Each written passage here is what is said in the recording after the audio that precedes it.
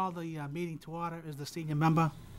I want to thank Rick for the past 5 weeks. I think he's been working very hard, working with all the staff and all the residents of Milford, really becoming acclimated, and I want to thank him for that. I want to thank Jean and Liz for their outstanding job as our support staff. Numerous people always tell us how courteous they are when you go to the office, and it's to their credit, and I thank Jean and Liz. Also, all the people in Town Hall and all the dedicated people we have on all the volunteer committees. I think we have about probably 800 people directly involved that receive no pay and just do it because they love the town of Milford, and we certainly thank them. I want to congratulate Brian on this re-election.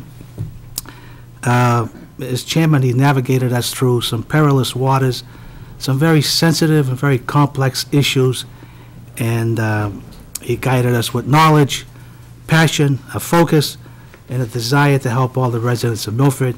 And he did it in a very calm, professional way. And I thank you for that, and I congratulate you again. Thank you very much, Dan. I appreciate that. So at this time, I'd like to turn it over to the town administrator for nominations. Thank you, Dino. At this time, I'd entertain a motion for the election of a new chairman for the Board of Selectmen. Attorney Vellani, I'm very pleased to make a motion for William Buckley for chairman. Thank you. All in favor? I'll second that motion. All in favor? All opposed? Unanimous? No, Congratulations, Thank Mr. you very much. Congratulations. And I'd like to add a comment as well about Brian's leadership over the past year. It's been a good year, I think, in terms of the board, and it wasn't easy. I hope to have as good a year and hope to demonstrate some of the same leadership and skills that Brian has. With that said, congratulations, Brian, on your last year and your re-election. Thank you. With that said, we'll get the meeting called to order. This is the Monday, May 6th Board of Selectmen meeting, and we'll start with the signing of the warrant. Or approval. Motion, Mr. Chairman. Second. Next is the approval of the minutes. Motion, Mr. Chairman. Second. Okay, those are unanimous. Next, we'll go to citizen participation. Is there anybody here who would like to address the board who doesn't have an item on the agenda? Mr. Treadle? Yes. Should I stay here, or? Either. You can come right to the microphone. It'd be just as good. Yeah. Okay. So that folks at home can hear you.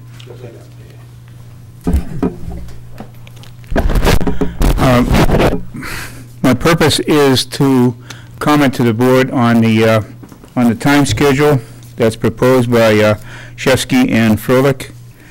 I'm very concerned that there is not sufficient time to study the impacts of the casino proposal. In March, when the town hired these attorneys, they proposed a timeline of 14 weeks at that time to process the developer's proposal, to conduct independent studies, and then finally to negotiate a host agreement. 14 weeks is a rapid timeline to complete any municipal study, especially considering the scope of the casino proposal. I remember when Dino referenced the fact that the study and review process for the generating plant, right, in which for the generating plant should take a year, and he remarked that it should be nothing less than a thorough and exhaustive process, and that was a far less proposal in scope than the casino is. Shefsky and Froelich referenced an expedited process in Taunton, in which they said the process was completed in 8 weeks. The attorneys referred to this as being a Herculean effort, and we believe the proposed timeline as outlined by the attorneys that Milford has is way too short to be able to complete that. The only reason why Taunton was completed so expeditiously was because it was a deadline related to the status as a tribal nation. Milford doesn't have that kind of a deadline. So everything seems to be fit into other group schedules and requests for extensions. Every day that ticks by before we get to study the casino proposal, that benefits the developer and handicaps the town in really evaluating its impacts. This is not, we don't even think that you three would have adequate time to get familiar enough with the impacts of this proposal in that time. And it's not a criticism of the Board of Selectmen by any chance. It's just pointing out that the timeline here is impossible. And I speak of this not as a remote opinion, but as a professional that conducts these kind of studies. So in conclusion, well, just a couple other things. In looking at the Sheffley and Froelich proposal as to what they're going to study, okay, they're talking about trafficking utilities, environmental, and financial. Well, what about the police? What about fire? What about school system, housing, impact on local businesses? What about impact on value of real estate? None of those things are cited in the consulting firms that they're talking to. And then finally,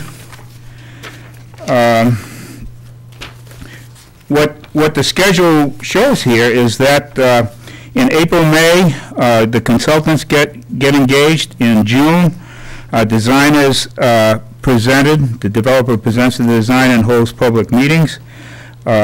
We have 1 month in July to complete all of these studies. 1 month to complete and evaluate these studies and find out what the real cost is to the town. And part of that month is cited in their timeline as getting together with the proponents, consultants, to iron out any differences. Well, I submit that our consultants should be working for us and should present their objective studies. They're professionals, they have an opinion, and they should be able to hold to it and represent the town that way. And then, finally, you have 1 month to negotiate the agreement. And if you don't have sufficient data to really negotiate this, particularly since we're talking about putting numbers on this thing, putting cost to the impact, not just saying what the impact is, but putting costs on it, and long-range costs, not just the short-range costs. So bottom line, thank you for the time that you've given me to vet this, and I am at your disposal if you would like any kind of professional opinion in this matter.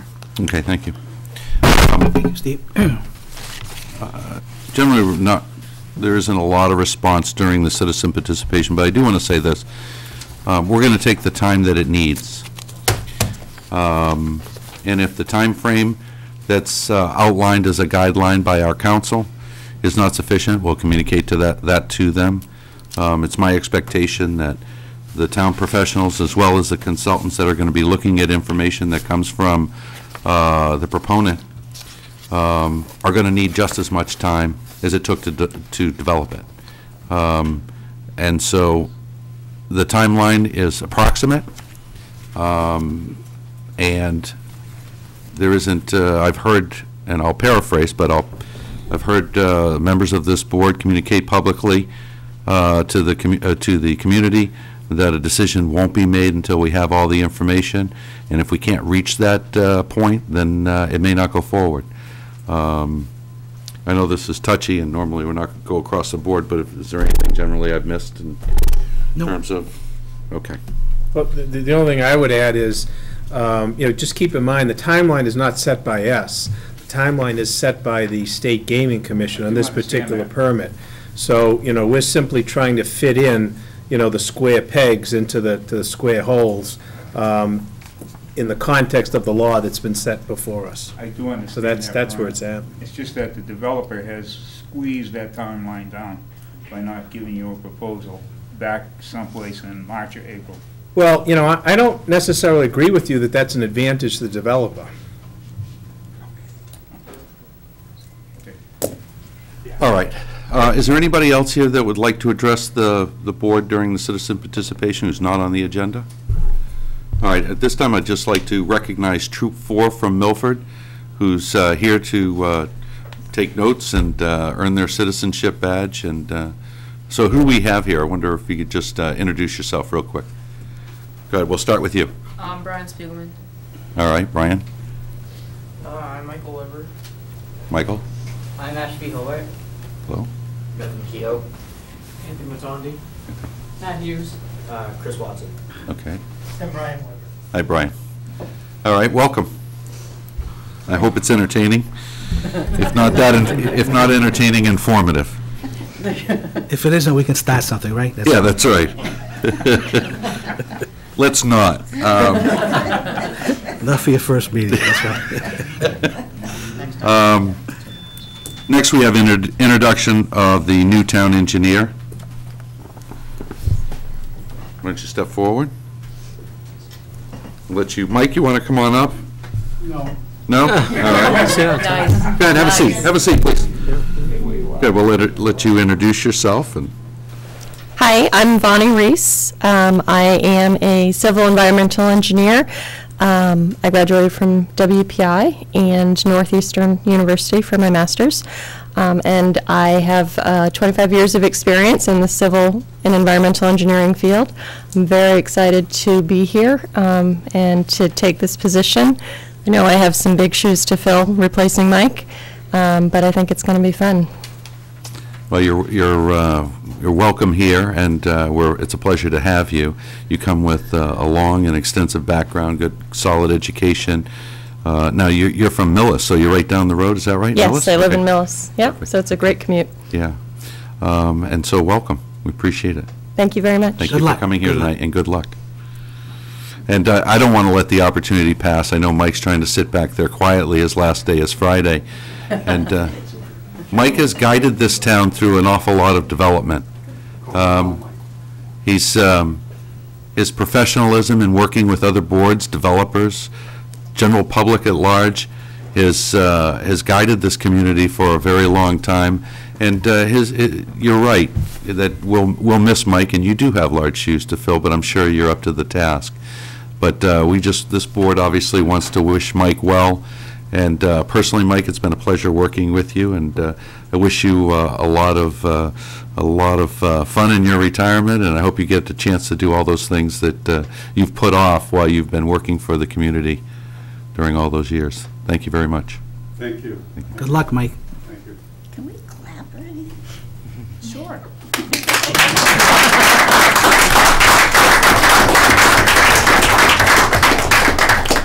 Mike, stand up and take a bow. Stand up.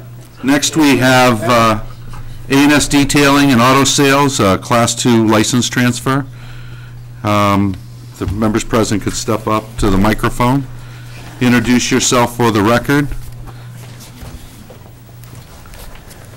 Good evening. Ray. How are you?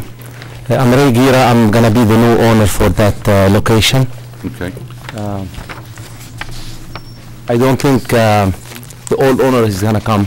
Okay. He's under the impression he doesn't have to be here, so Right. I hope that works. So for the benefit of those at home and those present here, the board have been provided with comments from the different department heads, and I'm going to read from that. The building commissioner indicates that the building is ready for occupancy, and restrooms do not have handicapped accessibility. It's an allowable use within the permit. The town planner has indicated no change in use. Maximum number of vehicles is indicated on the current permit at 25. Tax collector indicates no issues or concerns. Town treasurer, the same. Fire chief has no objections or concerns, and the police chief has no issues or concerns. So with that, we'll go right to the application.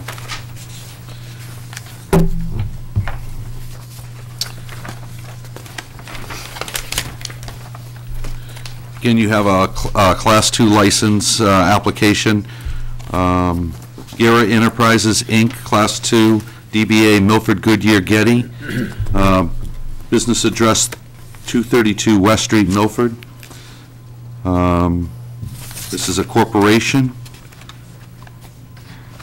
And you're listed as the owner of the partnership, president, secretary, and treasurer.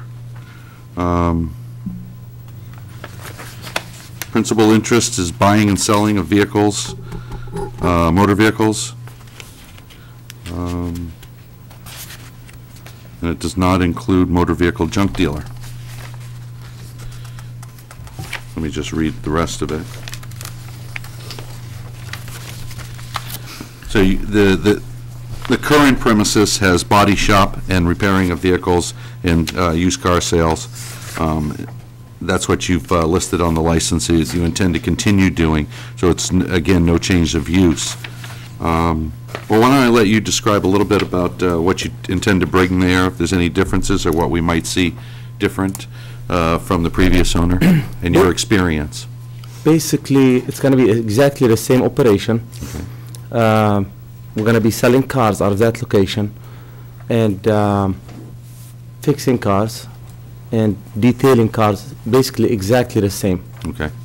And your experience with the automobile business? I do run a gas station and a garage right down the street from it, and that's another location for us, so we're going to be adding to it. Okay. And how long have you been doing that?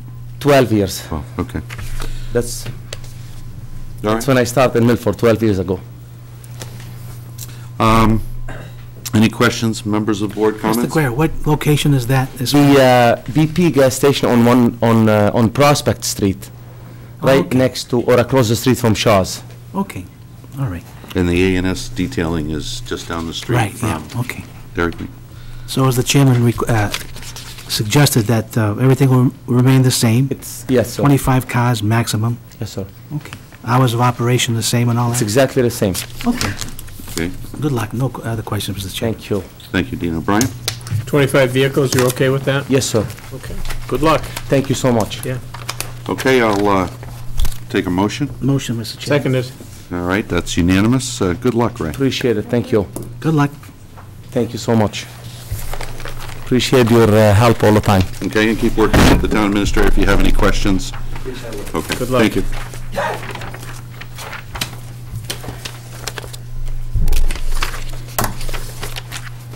Next item on the agenda is a meeting with Shesky and Froelich, and it's specifically Kimberly Cobb, Attorney Kimberly Cobb. Yes, you're stuck with me tonight. Thank Okay. you. My other law partner, Mr. Sid Freilich, could not join us today. I think everybody knows why. He decided to stay married tonight, so he is home to witness the birth of his grandson. So Great. that's a good thing.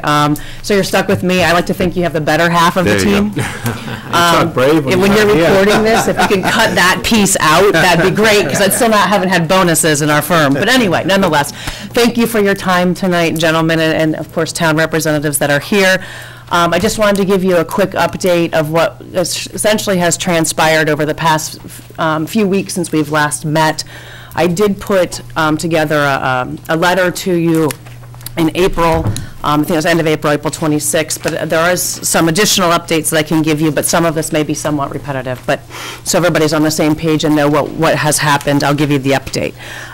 With city consultants, and to respond to what one of the gentlemen here has spoken to you about, we have engaged several city consultants to work on behalf of the town, or town, I'm sorry, I keep saying city, my apologies, to work on behalf of the town.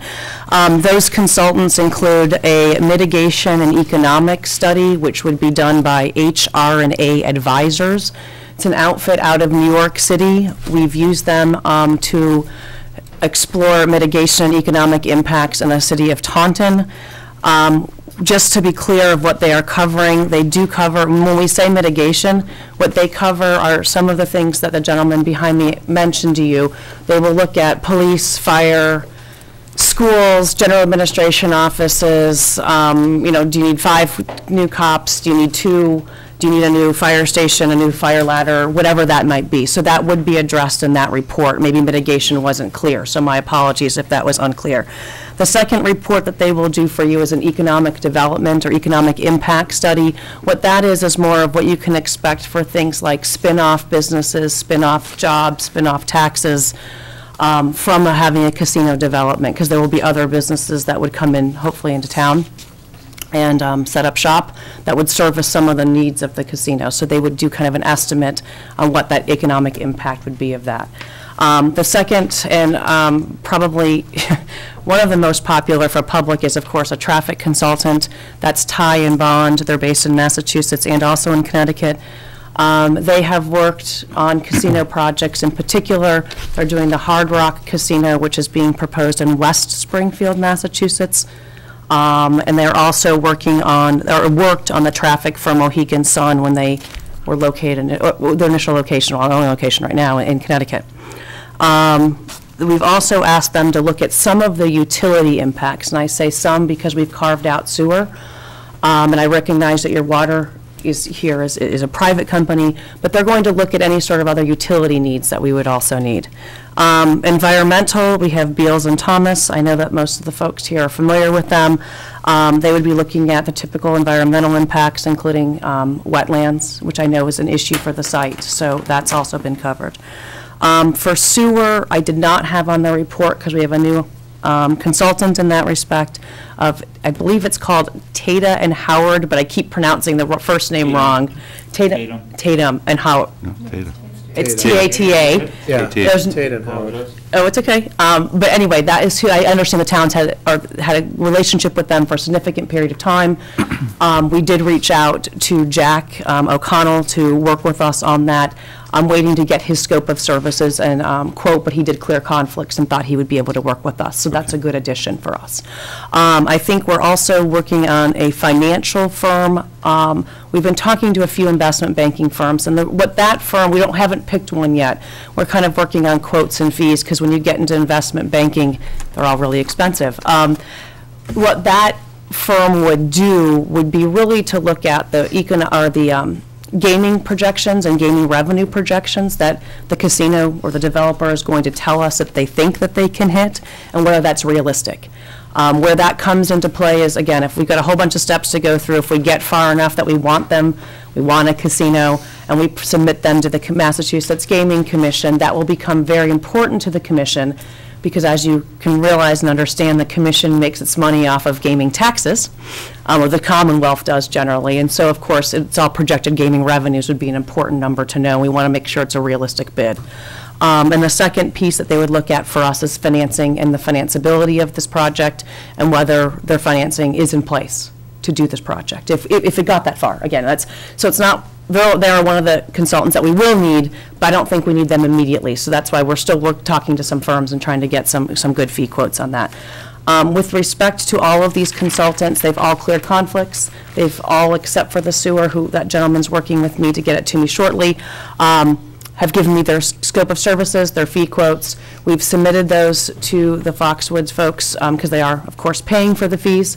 They were fine with them. They gave us no pushback. They will certainly reimburse us for those expenses. We're working on right now doing the paperwork, the contracts, but all of them are lined up and ready to go.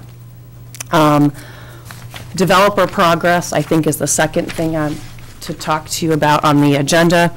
It's important to say, I think, that the developer and the representatives heard this body loud and clear at the meeting on April 12th.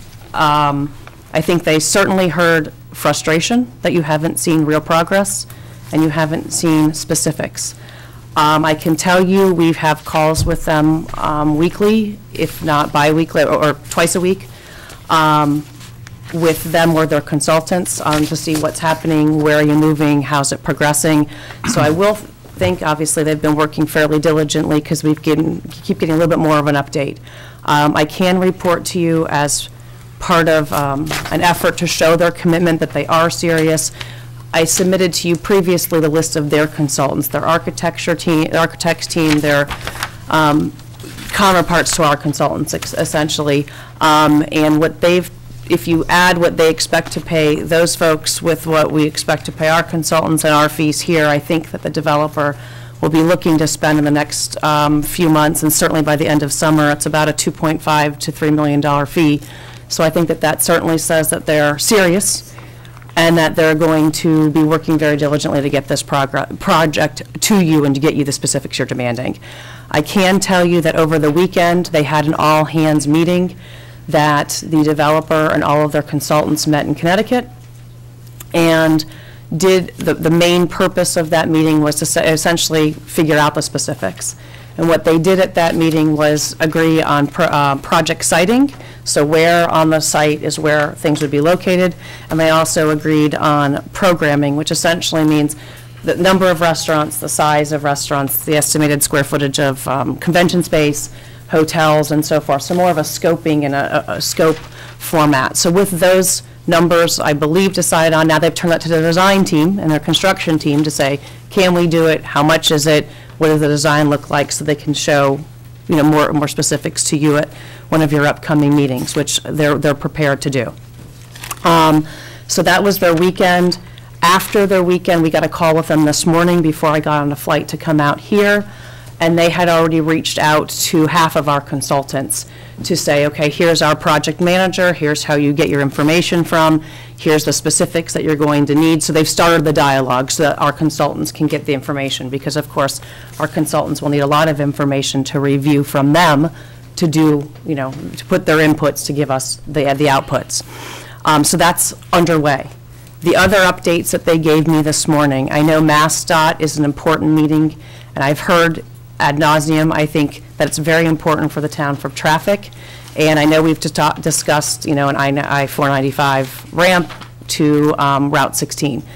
Their consultants have developed a highway interchange concept plan that was shared with MassDOT last week. MassDOT won't formally provide comments until the MEPA process. However, they thought it was a very positive conversation. They heard no issues that were negative raised, and they thought that it was a pretty good meeting about it. Now, of course, does that mean it's built? I understand it doesn't, but it's a good progress and a good start. The second thing that they've worked on is their traffic consultant reported to me this morning that he is right now doing data collection, is what I'll call it for a lack of a better term, essentially investigating all of the major intersections and routes to and from the project now, and figuring out what the current traffic patterns are. They have completed that at 18 intersections in the town of Milford. Obviously, they still have more to do, but 18, the data collection has been completed.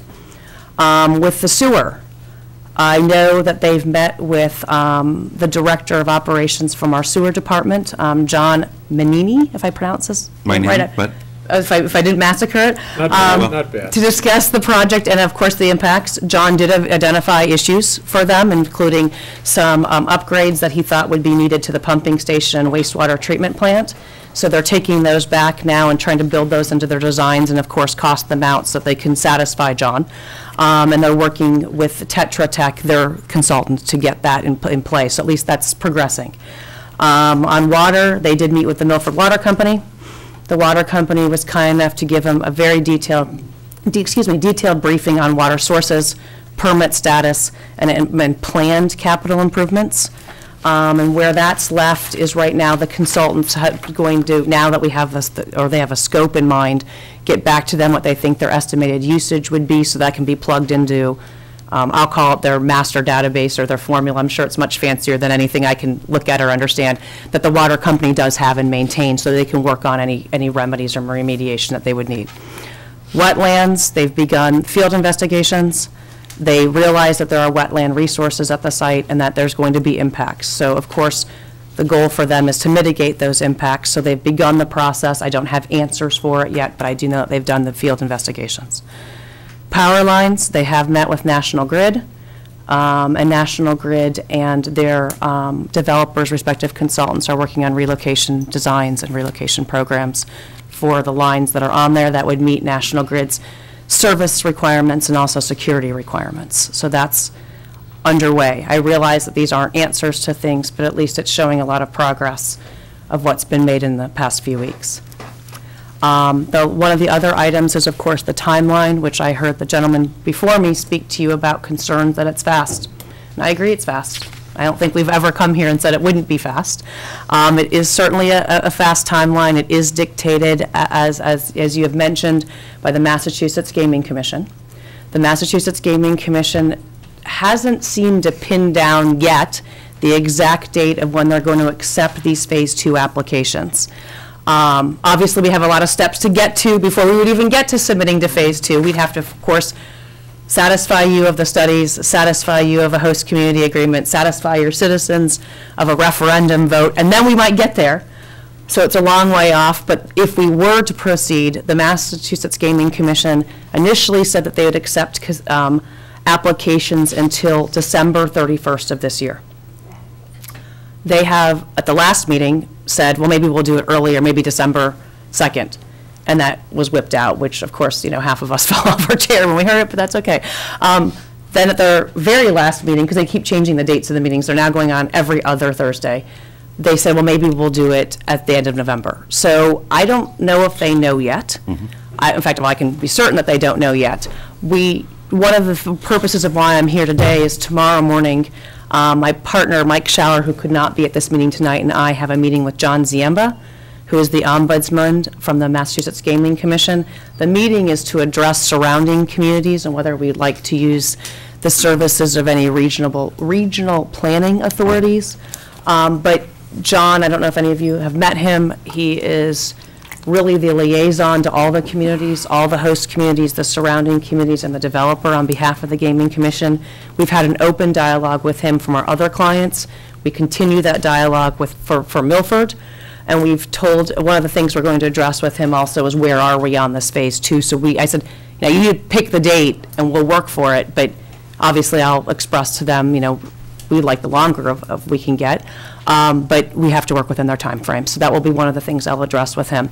Nonetheless, based on the December 1, if they would go that route, I did update our time schedule. It didn't really change much other than for studies and negotiations. I would assume we'd conclude a host community agreement by August 30th.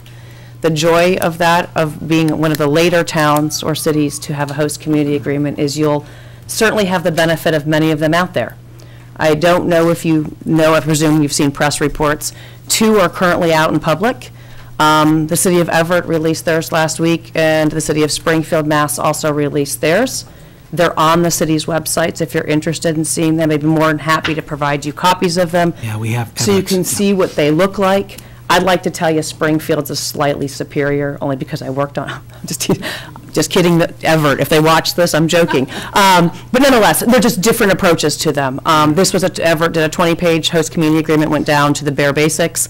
The one that we've working on in Springfield is about 125 pages. But nonetheless, it'll show you a general gist of what's being covered. So I'd be more than happy to submit the other ones to you if you're interested to look at them. So I think the time frame is tight, but I do think it's doable.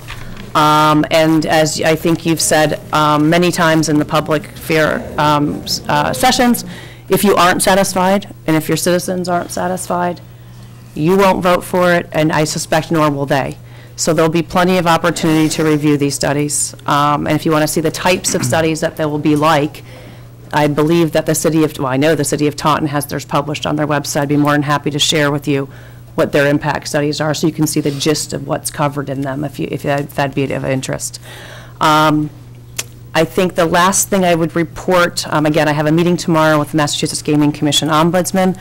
One of the things that they also covered at the last meeting of the Gaming Commission was this concept of perhaps limiting campaign dollars that developers could spend for the referendum, and then, of course, once you win a referendum, you have to win at the state, so I suspect it would probably encompass multiple campaigns. But they talked about it. They had a very long report at their last gaming board meeting from their in-house counsel, who was very concerned that perhaps these limits would be unconstitutional and was a violation of First Amendment rights. So ultimately, at the end of the meeting, they decided not to impose limits. I'm not sure it's the end of their conversation, though, because I thought I heard some of the commissioners say maybe we'll address it again at the next meeting. So I'm waiting to see. It's a May 16th, our next meeting, to see if they do indeed do something, and it's also something else I want to address with John tomorrow. But they've decided, I believe right now, not to impose limits, but they did make a mention that they thought that the Massachusetts election laws and what the reports that they'll have to file when they file with the Massachusetts Gaming Commission, you'll have to report what your elections were and what your contributions were. They felt that that was enough transparency, just the disclosure aspect, that they didn't feel that they had to impose the limits. Again, I'm not sure they're done with this topic, So there seemed to be a little door open that maybe they discussed it at the May 16th meeting. So I just thought I'd give you that update also. I know it's been of interest and certainly heavily reported in the paper as something that may want to be done or not be done. So I think that concludes my update unless anyone here has questions. And of course, we'll continue to keep you updated as it goes. Okay. Thank you very much. I'll go to Dino first. Thanks, Mr. Chairman. Kim, thank you. As you were at the meeting on, I believe it was April 8th. Correct. And I think we were all very firm and I think pretty solid on what we wanted and expected. Now, I think we mentioned 6 weeks or something. So right. So in 6 weeks, right, 5.5 weeks, 6.5 weeks, whatever, what do you expect? What kind of report will we receive from? I expect you're going to know exactly what they're building, not an estimate, not, oh, it might be 100 square feet, it might be 150. You'll know square footage. You'll know the siting and how it's going to be on the property. I suspect you'll see schematic drawings, and I suspect you'll start to see big issues identified that they've started to see. Their consultant reports won't be done. Our consultant reports won't be done at that time, but I suspect big issues will have come to the forefront. Okay. And you think that 6 weeks is, you'll be able to do that? Yes. Give us that information by that time? Yes. Okay. I spoke with John Ziemba, I think it was last week. Matter of fact, I talked to him for about 40 minutes, and one of the things that I told him, I said, I would think that most communities, instead of being shortened a month, I mean, I'd like to see it extended. Mm-hmm. Like, I wish that the communities had until, February or March or April right. to have a referendum. Right. So that the communities, to do it right. I mean, this is not a joke. This is serious business. I want to do it right. I want the information so that I can say, okay, I'm for it, against it, and that we can present it to the public in the right way. Right. And so he had said that a lot of, I guess, communities would like that, but he mentioned the governor, that they want to try to get on board as soon as they can to pass out the licenses. I think he mentioned, if I'm not incorrect, I think by the end of February. Yeah, they're facing tremendous pressure from a whole bunch of constituencies, as you can probably imagine. In fact, I don't envy John for his job because he's in charge of a lot of push-pull, and he has to report to a 5-member board, which can't be fun either to have 5 different bosses. What they're facing is not only the host community saying, hey, we may need more time on one end, then they have surrounding communities saying, no, we need more time. And where that push-pull goes is, as you may or may not know, and if you how much you've delved into surrounding communities yet, is that as part of the Phase 2 application, the developers have to have agreements with not only the host community agreement, but surrounding communities. But if they don't, or they haven't identified someone who believes that they are a surrounding community, so therefore they have no agreement, then the commission has to identify that, go back to them and say, no, you missed, town X, Y, and Z, go get something. And then they've got a time period by which to get something. So that's why some of the way they're shortening the period on the host community side is intended to give a little bit longer period for the surrounding community side. Because really they think that there's a lot of push-pull for developers and surrounding communities to really sit down. So they think that a lot of them are going to come to the commission without having full agreements with all the communities or all the appropriate communities, and they're going to need to give those communities more time on the other end. And then, of course, what you're hearing pressure from the governor and the legislature, I suspect that pressure is because they want to start seeing revenues to the Commonwealth and jobs to the Commonwealth now. And that means they got to get the casinos built. I mean, construction period, because we're in a winter climate here, is going to be 24 to 33 months construction. So even once they award those licenses, construction then needs to begin. And so they're looking at the time frame of how long it takes to get it up and running. Yeah, I don't envy him to be in his position. Don's got a very difficult job. I still think that no matter how you look at it, the town of Milford, the host communities, I think more time is better. I've talked to our legislators, I've talked to a few others, and I said, what's the difference if it's, February or April or May? Right. I mean, the main thing is to do it right, so that at the end of the day, you could say, hey, we did it the right way, we obtained all the information, all the studies, we went back and forth. There were situations where maybe we disagreed with some of the with some of the information, as Mr. Treadle has stated, and it goes back and forth. So, I mean, if you're going to study it, you might as well study it comprehensively and exhaustively and not shorten it. So hopefully, hopefully they'll continue to talk about that and it'll be more precious, so there's more time. I mean, I've been involved for a long time, and one of the things that I know is that sometimes the more time you have, it's a lot better. Because you can talk to people, you can be brought up to speed in areas that maybe you hadn't thought of, and now they're important. So I strongly tried to tell Mrs. Ziemba that, you know, to bring it forward, I think for us, more time is better, and I think you're doing a disservice if you're shortening the time for the host community and the surrounding towns and the residents of the town of Milford. So that was just one thing. On page 3, Kim, where it says community outreach efforts, all right, it talks about a whole, the officials from town. I gave Attorney Villani a few other individuals that, these consultants, I would think that these consultants and engineers should probably, you know, sit down, you know, Attorney Villani can Of course. coordinate that, like different disciplines. Absolutely. Could meet I mean, with now that they're on board and Right. working, they'll. Because a lot of absolutely. times, they don't know the town of Milford, they don't know where the streets Of are, they course. don't know the intersections, but if they talk to the right people, town engineer, Board of Health, sewer, water company, a town planner, and all, police and fire chiefs, these professionals will be able to say, hey, these are the things you have to look at. You know, what things have you looked at so far, what areas? And then our officials will say, no, you have to look at these, because what you're looking at is really not a priority. So I think that should be, you know, set up within a couple of weeks, and Attorney Villani can set it up upstairs, where the consultants and engineers come in and meet with our professionals before they're done, because once they're Oh, done, absolutely. then it's too late. That's part of the process, absolutely. Because like I said, you know, this is serious, it's an opportunity.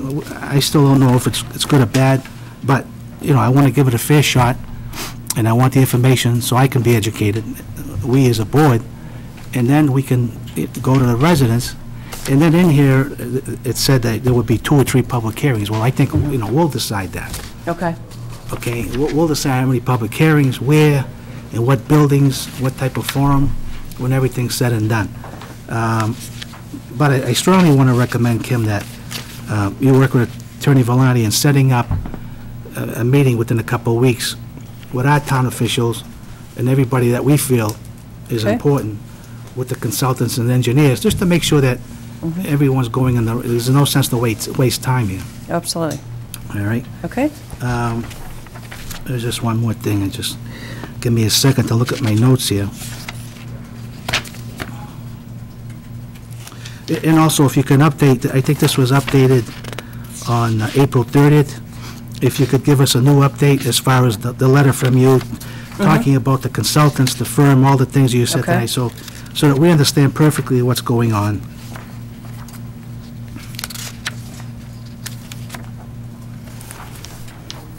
But, like I said, I think it's most important that, you know, the consultants and the engineers do sit down with. When we had the Enderon project, we did it once a month. And there were many times when the engineers and consultants were probably going in the wrong direction or the improper direction, and they were counseled, no, you have to get back online, get back on focus. These are the things that are important, you know, for the town of Milford.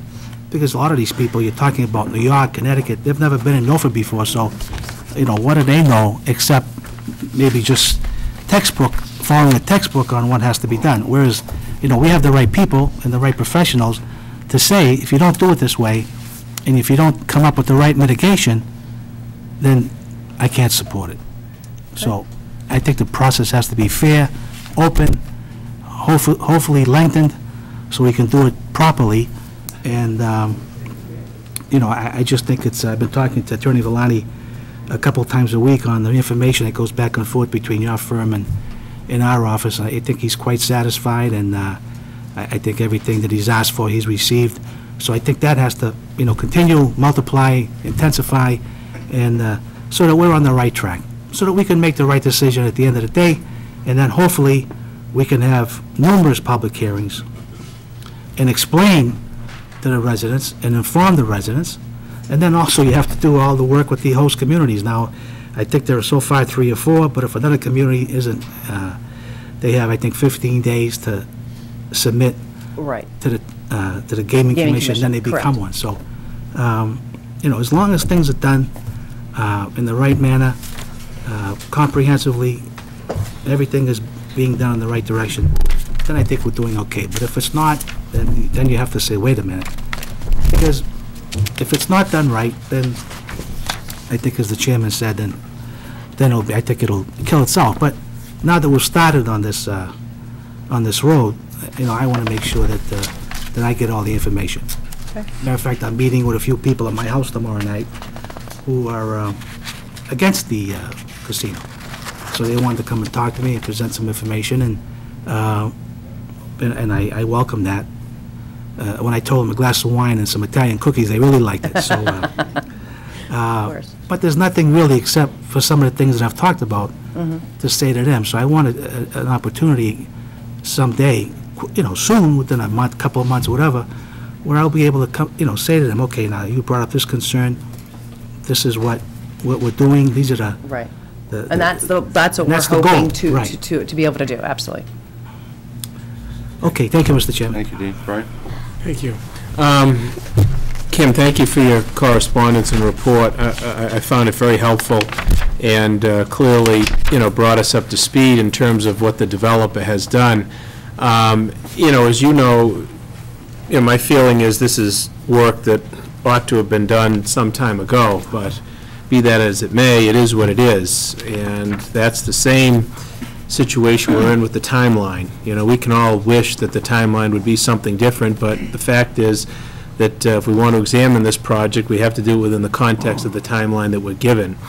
So understanding that and realizing, you know, what the consultant reports are going to target, which by the way, I think your firm is on base on all of the issues in terms of the consultant, so I feel comfortable that we are going to get significant information about the issues that we care about. But we're not going to get final answers on some of the things that I think are most important. You know, we're not going to get a final answer before this board gets a chance to vote, or even the town gets to vote, as to what this 495 exit entrance is going to look like, or whether or not it's going to even be allowed at the state level. I think there's going to be some similar issues with the power lines and probably the sewerage and the water. So the thing that I would like to stress to you, to pass on to our consultants, I know they're going to evaluate the information that they are given and tell us, you know, how the traffic is going to impact us. At some point, you know, this board, I think, is going to be asked to make a decision on faith. And I think that certainly be helpful to me if I could get from the consultants their opinion, their estimate of probability of success on some of these proposals that are coming forward. I know you said that on the traffic, for instance, on the 495, for instance, they met with Department of Transportation. Nothing was forthcoming. No hazards. Right. You know, for me, I'm going to need a little bit more meat to sink my teeth in, and I know, you know, it's not going to be, you know, here's your permit. You're all set. Start building.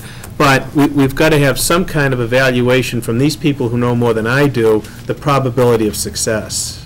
I agree with that. What you'll have, though, I mean, I think you're going to have more than you think you are going to have. Okay. You're going to have plans that are going to say, here's what we're going to, for instance, sewer. To do this, we're going to need, I don't know, to widen this drainage pipe from X Street to Y Street and do upgrades to the water treatment facility, and here's what those upgrades are. A list of whatever, 5 of them, 10 of them, an estimated cost and how they're going to be done. You should have those, and those are going to be in your host community agreement. If we get that far, those would be listed as obligations that they have to do to build this, and of course, they'll go through your normal permitting process also. So you should have that. Well, you should have traffic studies and plans that say, obviously is the ideal an I-495 ramp, of course. And here's what the design of that ramp would look like. You may not have MassDOT saying, yes, this is awesome and I'm great, I'm signing off, because of course we all know how that real process is, right? Let's not fool ourselves. However, you will have, if that ramp isn't built, or isn't, it's coming, but it's not going to be done for, I won't presume to know MassDOT, so I won't even guess.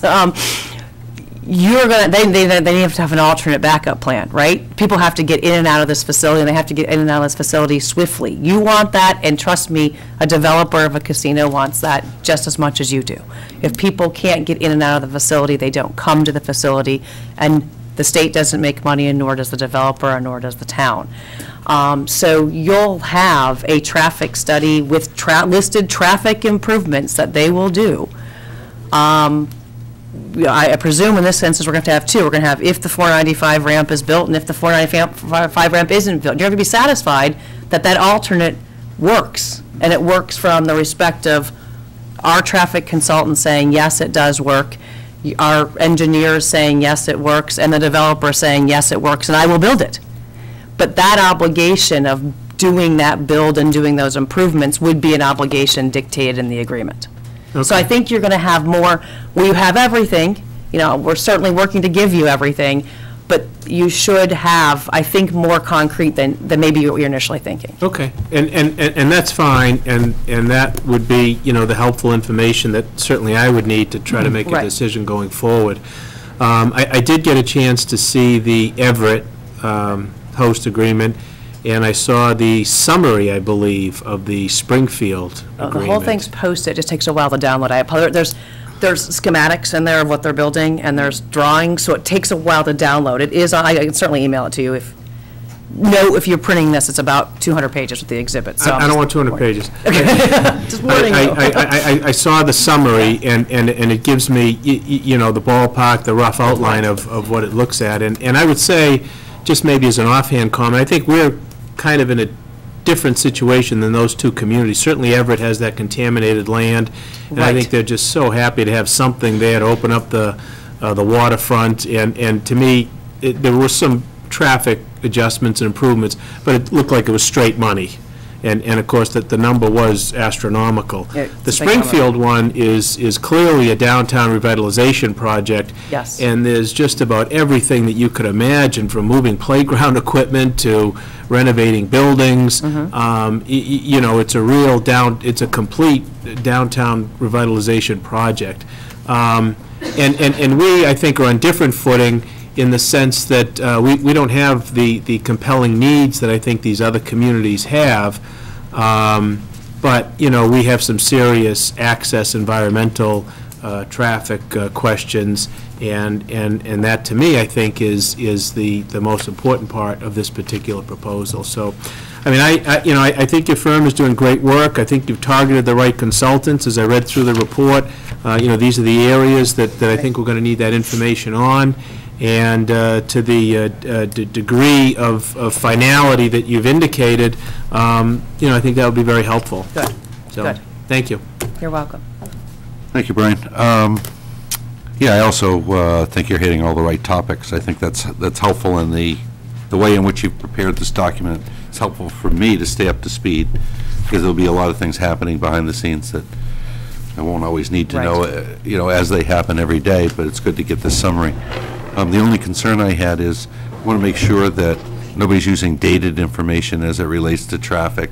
You see that, you know, we've just gone through our main street, and so the impact of traffic, for whatever consultant is working on it, it's important they get current information, because it's changed significantly, and the layout and the roads. I suspect that, well, I know what the developers' traffic engineers have gone out and put the tubes on the road that are going to count trip generation and times. Okay. At time of day of when those are. So those are gathered new. They did those studies. I believe they've completed 18 intersections. They still have a whole list of others that they're doing. So that's how they've gathered their data, meaning actual in-field putting down trip counters and time of day counters, so that they can, and then what they add on to that is then you take that so you can have actual traffic. Right. And then you add in the peak times of when casino traffic is, which good thing is it's not the peak times when you and I are going to work or you're coming home from work. Casinos have a much different peak hour, different peak hours, which is a good thing. they'll add that on to the actual live data that they've gathered and be able to distribute and show to you what the traffic patterns would look like and what happens if you widen this road, retime this stoplight, add this road. Though now I'm beyond my traffic expertise. That's all But right. I've watched enough of these presentations to On know how Main they do Street, it. peak Yes. peak is between 9 in the morning till about 7 at night. Okay. Good. So we obviously want to make sure it's current. Now, will our consultants also be doing those same, repeating Yes, well, some of what those they, traffic well, studies? yeah, what you do, and why there's got to be, although it's our consultants and their consultants, there is some collaboration here. And the reason for that is because sometimes it's senseless to do repeat studies. They will do some repeat studies, but then they will also look at it and say, okay, yes, that's about right, that's what you should have in this level of service. Where they get into disagreements is going to be where they are going to have some sort of meeting of the mind. I mean, like anything, nothing's black and white, right? There's a lot of gray. One consultant may say, no, you must have this stoplight and it must be for this time, minutes. The other is going to say, well, no, I think it works at this. That's where we have a meeting of the mind and people coming together. Yeah, I expect more meeting of the mind to happen with the interpretation of the data. As it comes to empirical data, Right, than actual gathering of the data. I'd expect our consultants to be just as armed with the most I recent suspect that information. they should be. Okay. I agree with that. All right, because obviously everybody's working with different motivations and different Of course. goals in mind. Okay, that's helpful. I appreciate that.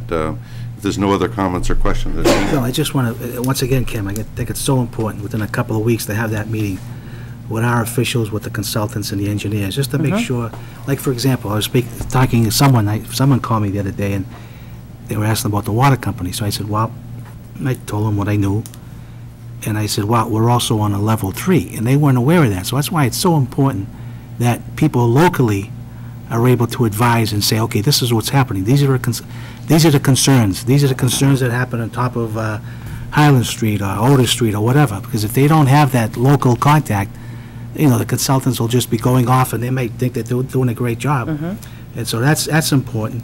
And, you know, as Brian said, I think that, you know, we can trust, but we have to verify everything. So if someone says, oh, yeah, we should be able to do it, well, that's not good, because I think people will look at that and say, oh, we will look at that and say it's not good enough. So, you know, we try to have to get as definitive as possible, Okay. you know, with the alternatives and with the reliability of each alternative, the possibility and all that stuff. So, you know, we keep saying the same things, but it's so important that we do that. And if we make a mistake on too much evaluation, too much study and all I that, I'd rather understand. have that than that be lessened. Okay. Okay, thank you. Thank you. Thank you. Appreciate you. See you in the morning. All right. Next item on the agenda is a public hearing with the Hoboken Citizen Club. Rick, a little cold now. Yeah. A little cold now. I'll take the cold. That's because You're killing us. Yeah. Yeah. Now I'm Mike. Boy Scouts picked a good night. Hey, Louis, how are you? How are you? Boy Scouts picked a good night to come. I'd like to see Detail you asked. I'd like to see him write up this report. Michael, how are you? It's going to be good. Thanks, Mike. Bonnie, nice meeting Lots of you. luck. Mike. Official goodbye. You're not going to be around at all? You got to be around. Yeah. Vicky, how are you, pal? Nice to meet you. Look, Thank you. so long, thank you. Mike, I'm sorry. Mike, did you close the door? Did you close the door? It's freezing in here, Paul. What the hell'd you do? It's like a meat locker. Jesus. What's that? Oh, sure, yeah.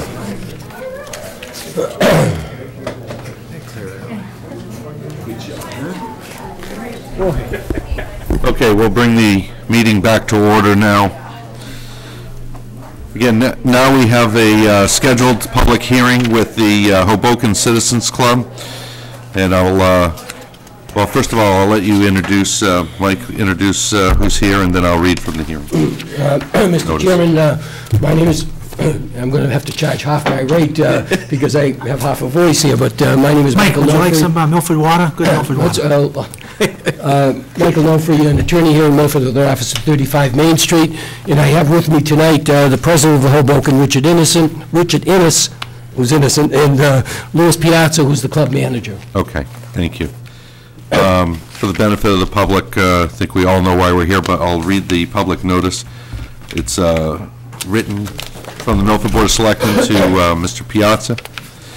Please be advised the Milford Board of Selectmen will hold a hearing pursuant to Mass General Law, Section 138, or Chapter 138, Section 64, and other applicable law at 7:45 in Room 3 at the Town Hall, 52 Main Street, Milford, Mass. on May 6, 2013, at which the hearing of the Board of Selectmen will consider whether or not it's appropriate to modify, suspend, or revoke the license issued for your establishment pursuant to Chapter 138 and/or any licenses issued pursuant to Mass General Law, Chapter 140. The reason for this action is contemplated as a result of activity that took place in your establishment the evening of April 5th, 2013, as outlined in the report by Milford Police Chief Thomas J. O'Laughlin, a copy of which is attached hereto, incorporated by reference. As indicated in the report, it appears that you failed to operate your establishment in a manner consistent with Mass General laws and the rules and regulations applicable to your premises licensed to sell alcohol beverages, and the rules and regulations of a licensing authority as referred to in the report of the Milford Police Chief, and you were advised you had the right to attend. Next, I'd like to, as a matter of process, go to the Milford Police Chief, Tom O'Laughlin, and have him communicate his report to us. Mr. Chairman, members of the board, on April 6th, Saturday, April 6th, I received a telephone call from an individual advising me that two women, they accompanied a gentleman to the Hoboken Citizens Club the previous evening. The two women just rose and danced in the nude. As a result of that call, I was aware that there was a bachelor party taking place there. I made some phone calls to people that I believe were in attendance. I had conversations with a number of individuals who confirmed that in fact took place. I was told that the individuals who put together this particular party were told by the management of the club that this and other things could not take place. They also informed me that the organizers of the event were not involved in bringing the women there. It was in fact just one individual who decided to bring the two women to the Hoboken Club. I was told that Mr. Piazza was there. They had served food. He went back, checked on the premises before he retired to his home for the evening. While I was gathering information, I received a phone call from Mr. Piazza and indicating that he wanted to report the situation. Okay, sure. I had the conversation with Mr. Piazza, and he gave me the same details that I had gathered from others. He expressed to me their disappointment with the people who rented the hall for the party and the embarrassment that they felt as officers of the club. Just checking my notes. The bartender, my understanding, the bartender that was present, there was a more experienced bartender, you know, managing the downstairs club, which is open each day. The bartender upstairs had less experience. When they inquired of him, you know, why didn't he contact either the police or the management of the club, he essentially told them that he just froze. He didn't participate in the circumstances. I had several people indicate that to me, providing that information. But again, subsequent to that, on April 9th, I had a conversation again with Mr. Piazza. He reached out to me. They had a board meeting at the club. And again, he expressed his and Mr. Ennis' disappointment and embarrassment, as well as it was expressed to them by the other board members. I don't think this case is necessarily a question of the management of the club not understanding the rules and regulations, because they expressed to the people organizing the event that these things are not tolerable. And that's the information I was able to gather. After gathering it, I did have a conversation, as I said, with Mr. Piazza and informed him I would be sending the information to the board. Okay. Thank you, Chief. Mike. Yes, Mr. Chairman and members, as I indicated, I'm here on behalf of the Hoboken Citizens Club, again with Richard Ennis, the president, and Louis Piazza, who's the club manager. Both individuals are known to the board and to the community. You'll recall that in January of 2009, the board granted the Hoboken Citizens Club a full license, and since that time, I think the board, the Hoboken Citizens Club has exercised a good judgment, and there are no violations of that license. I think we've got to distinguish the Hoboken Citizens Club from other incidents that have occurred in the community, in particular the one a couple of years back, with the rich history that the Citizens Club has in the town of Milford, going back to its incorporation in 1935 by individuals and families who have contributed much to the community, whether it be serving in town offices, running for town meeting members, participating in various activities in that community. Names such as John Vendetti, Joe DeLuca, Dr. Capisi were among the incorporators of the club. It's a civic organization. It's served as a gathering place for holiday parties, birthday parties, retirements, communions, weddings, and celebrations of life events. In fact, my wife's family, a pillar, we've had a Christmas party there for 30 years and have very fond memories of the good times. The club has also supported fundraising activities for civic organizations within the town of Milford, such as the Milford High School Boosters Club. As recent as last Saturday evening, the Milford High School class of 2015 held their silent auction and raised a significant amount of money. The club annually awards scholarships and supports other organizations and fundraising activities with providing, the athletic teams have their banquets there, and there's little charge for the rental of the premises, and it provides a good meeting place and a lot of memories. We can't deny the evidence presented by Chief O'Loughlin in his report. It's unfortunate that this occurred, and the club members and their families are embarrassed that it happened. As a result of this, the club has taken the following steps. It's revised its application of hall rental, and I would just have for each member the hall rental rules. Excuse me. Thank you. You'll notice in number 6, a specific reference to this type of activity not being allowed, and I think that's a positive step. In addition to that, and whether it was communicated to the organizers of this event, most likely it was communicated orally to them that this activity is not condoned by the board, not by the club, and is not obviously allowed. In addition to that, the bartenders, numbering about 9 or 10, have been trained to take the following steps. Should this activity ever occur in the future, the bartender will immediately notify the club manager. As the chief indicated, Lewis had served the meal, had left, and everything seemed to be okay. If the club manager is not present, an attempt will be made, obviously, to contact him.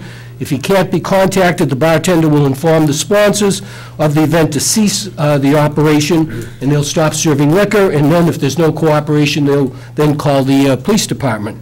The club is having a meeting tomorrow night, and they'll address sending a letter to the 100 members of the club, or actually 100, I think some other associate members, about 130, sending them a letter and informing them of what happened and the actions that a club member should take if they are present when such activity or other activity that is not permitted is taking place. We would hope that the board would consider these circumstances and would impose either a warning or a minimum suspension of the license. If the board thought that a suspension was appropriate, then we would request that the period of time not interfere with certain events that have already been booked within the next 2 to 3 weeks in a month, such as graduation parties. There's a wedding that's been booked and a retirement party. So hopefully the board would take that into consideration. I would like to try to distinguish the violation of this activity taking place at a club, and I think as the chief in his written report mentioned that the organizers thought this was a private club and therefore wasn't covered by the regulations that affected the tradesmen in your suspension of 2 to 3 years ago.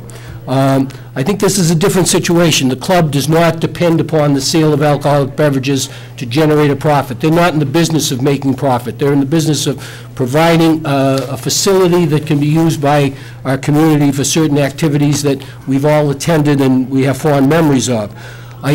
If you look at the Milford patch, you see what the tradesmen, it's a bar and grill. And obviously, they serve food there. They try to attract people with the good food that they serve there, and then also the serving of alcohol, which contributes to the return of their investment and to making a profit in their operation. So I think we can try to distinguish that, and I believe at least reading the report, I wasn't present, but I did read the news reports, and I understand the manager was present at that time and, didn't take any steps to stop the activity. In this case, we didn't have, Lewis wasn't there, and I'm sure if he was there, and I think his reputation wouldn't have allowed this activity to take place. So therefore, we're just asking or apologizing on behalf of the members, their families, for the activity that took place. You can be assured that it will not take place in the future. And again, the board is, I'm sure, under some pressures to, given your past action, to take some action, but we hope that it be the most lenient action that you could impose upon the club. Okay, thank you, Michael. I'll now go to the board members, see if they have any questions of the chief or questions of the folks from the Hoboken. Sure, Mr. Chairman. Attorney Nofri, Lewis, Dick, I have the greatest respect for all of you, and Lewis, as we always talk, I think your father catered my father's wedding, mother's wedding, back in '49, so we always joke about that. There's no question that the Hoboken Club is a proud organization. Immigrants came here, they founded it, they built it. Many of those names that you mentioned, plus many more, are friends, my family's friends.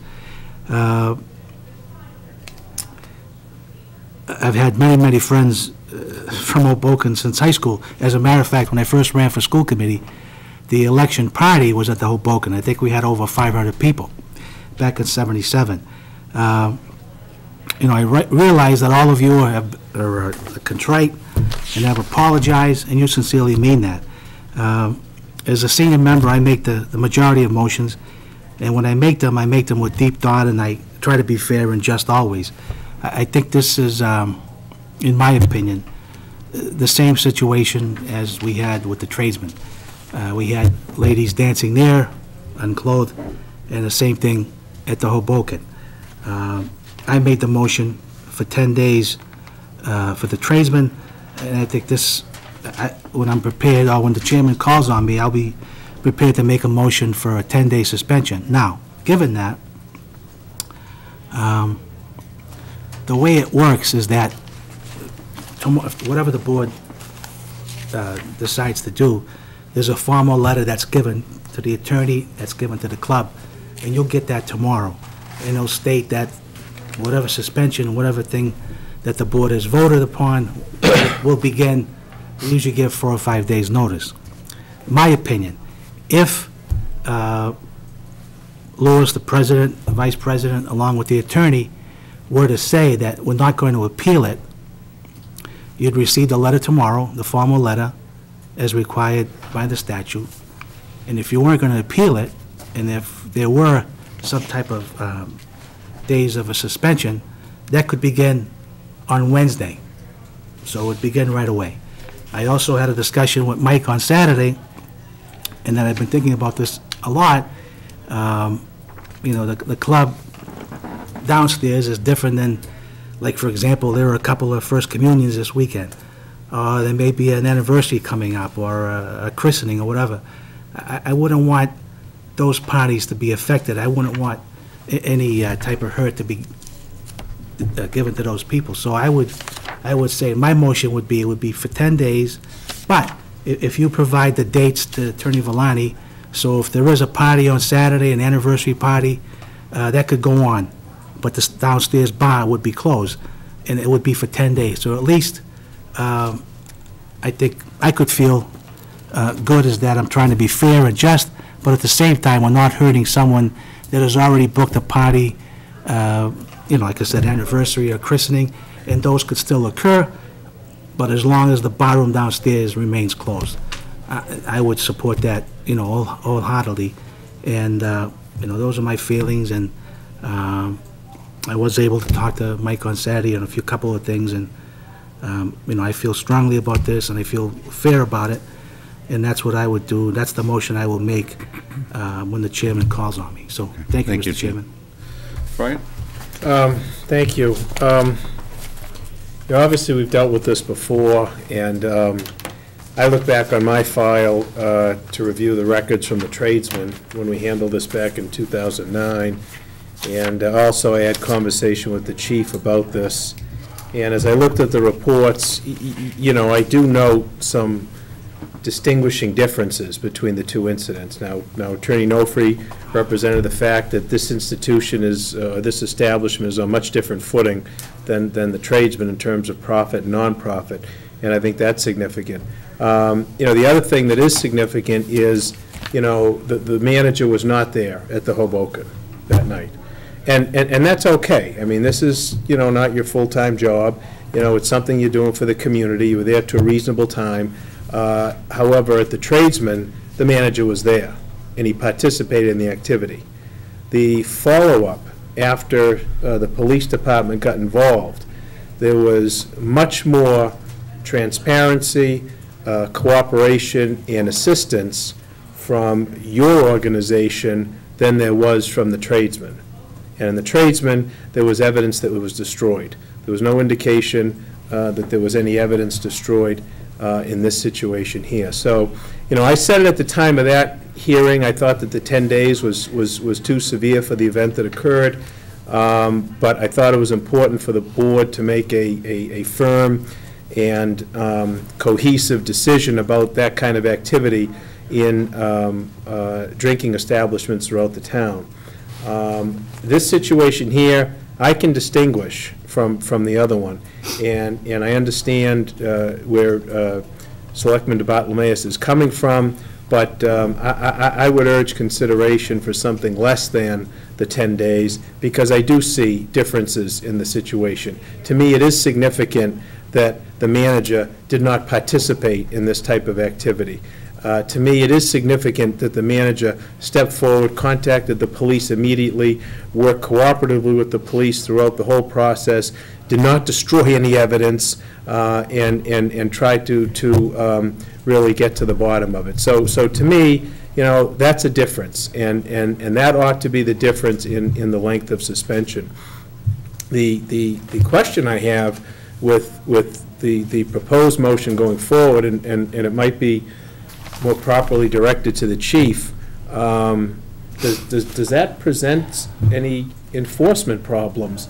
I mean, if we're going to say to them, look, you're going to be suspended for X amount of days, however, if you have a graduation party, you can serve, but downstairs you're not going to serve. Do we have to have somebody there to make sure that, there's not somebody downstairs who's going to run up and get a beer up at the graduation party and then go downstairs? I mean, I don't want to create more problems than necessary. Yeah, I mean, they would have to secure the downstairs and, given the reputation of the gentlemen that are sitting here, I don't know that it presents an issue. As far as us stopping by and just checking, the days that events are planned, I don't foresee the need for them, for instance, to hire a detail. We can stop in, spot check it, make sure, things are on the up and up.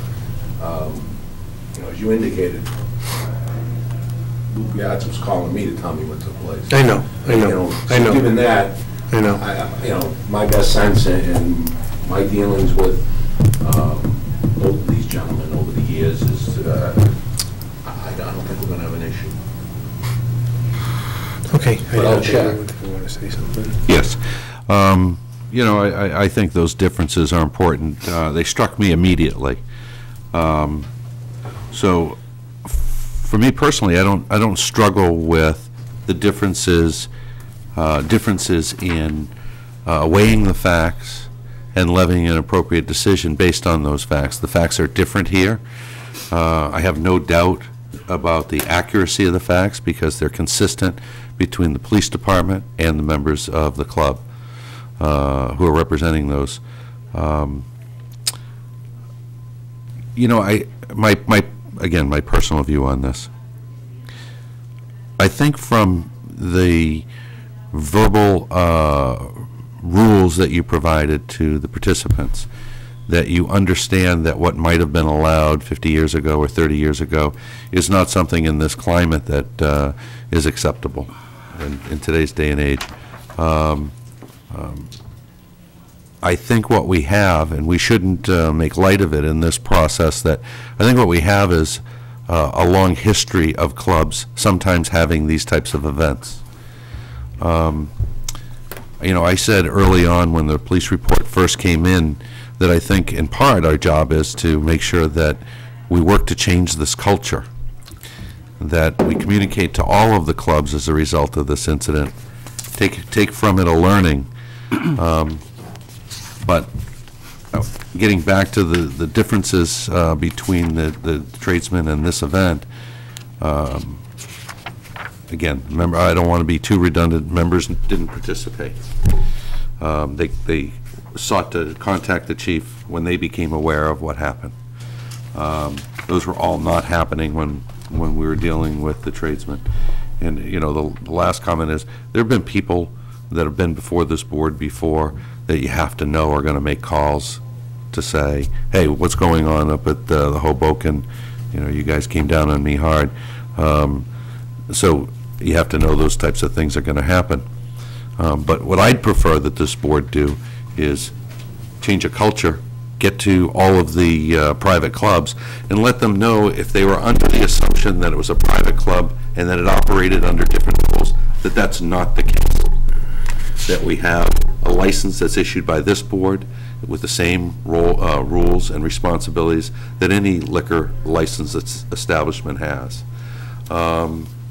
And to work harder at that. But there isn't anything that I think, based on the differences in the circumstances with this and other events that have happened, that I'd want to sanction the club. I think it's enough to communicate to your membership that it's unacceptable. I think you know it's unacceptable. You're representing it as unacceptable, and you told the people that came here. I think it's also our job to communicate to the other private clubs. So that would be my recommendation, that we not sanction heavily this club, but instead work to change a culture in this community and work with all the private clubs to let them know. Mr. Chairman? Yes. Yeah, I mean, I've gave my reasons, and I just want to say that so that, you know, we're all up front here. I think, you know, for the past 10 years, I think unless you've lived in Europe, I think you've known what's been going on with our community. The chief has put in countless hours. We've hired outside attorneys. We've been to court with Cody. We've done everything to try to prevent, you know, these types of things from happening. So I think the general public, everyone, whether you're a social club or, you know, the tradesman, I think everyone knows that that type of activity is not allowed. Now, all the things that you said, that Mike has said on behalf of the club, I understand that. So, you know, it's not like, you know, this has just happened, or we've been, you know, I've talked to the chief many times in the past. So, I mean, all the, you know, working with the different departments, working with Jerry Moody to find the violations that we have, that we've set forth, so that that type of stuff doesn't happen. We have tried to change the culture in going forward to prohibit any type of permanent dancing situation. So, you know, I mean, all that stuff is important, and I just wanted to say that. Louis, if I may, Mr. Chairman. Please. Between, I'm just saying, I don't know if my motion is going to carry, but between, let's say, Wednesday and let's say to the 18th or the 17th, how many private affairs will you have? Do you know offhand? I haven't really, yeah, we have, you know, as, again, using my moderator's role here, I didn't hear a second to the motion, and... I haven't made a motion There's yet. been a motion. Oh, there hasn't I'm been... just asking a hypothetical question, Okay. that's all. All right. Okay? Think about structuring one. Yeah. Okay. So the question I asked was, If the over board the feels... next 2 weeks, how many functions will you have, and what days will they be on? Well, May 10th, May 11th, May 18th, May 19th, May 28th, 26th, I'm sorry, are already booked as far as May is concerned. Yep. If I may make a suggestion, if you feel that, to give a message to other clubs that if this happens, there's a suspension in order, you know, the club could live with a 5-day suspension from, you know, May 13th through May 13th, 14th, 15th, 16th, and 17th. And that would not interfere with any of the events that are planned, and it would, you know, go along with your imposing some type of penalty for the action that took place. Can I ask what those events are? And then we would not take any appeal of that. Sure. No, obviously. Okay, so I think I've been clear. I think my motion is going to be for 10 days, and on those 10 days, if there's a function, a christening, an anniversary party, whatever the case may be,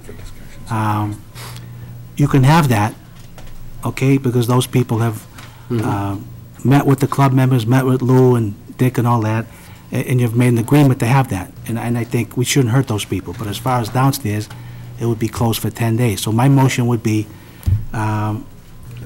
if you, okay, like I said, we'll send out the letter tomorrow, Mike. All right?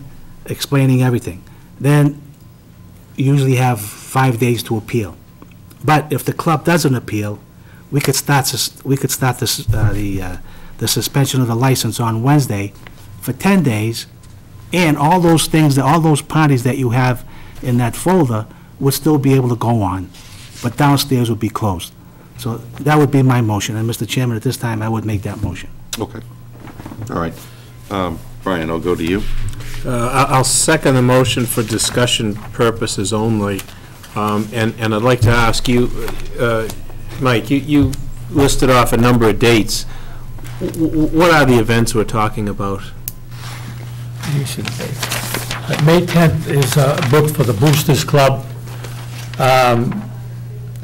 May 11th is booked, the Hopedale Girls Softball is having a fundraiser, and adults will be there, so May 18th is a... Oh, excuse me, that's this weekend, so... That's this weekend. Those things continue, they go on. Go ahead. May 18th is a 50th birthday. May 19th is a confirmation. There'll be no problem up till... May 26th is a wedding. There'll be no problem at all with those activities taking place if my motion carries. Now, if the board members, in their wisdom, want to do something else, that's fine, you know? So what's the motion again? My motion, Mr. Chairman, would be that if there's no appeal, we could start the day after tomorrow, all right, and it would go for 10 days, all right? Downstairs would be closed.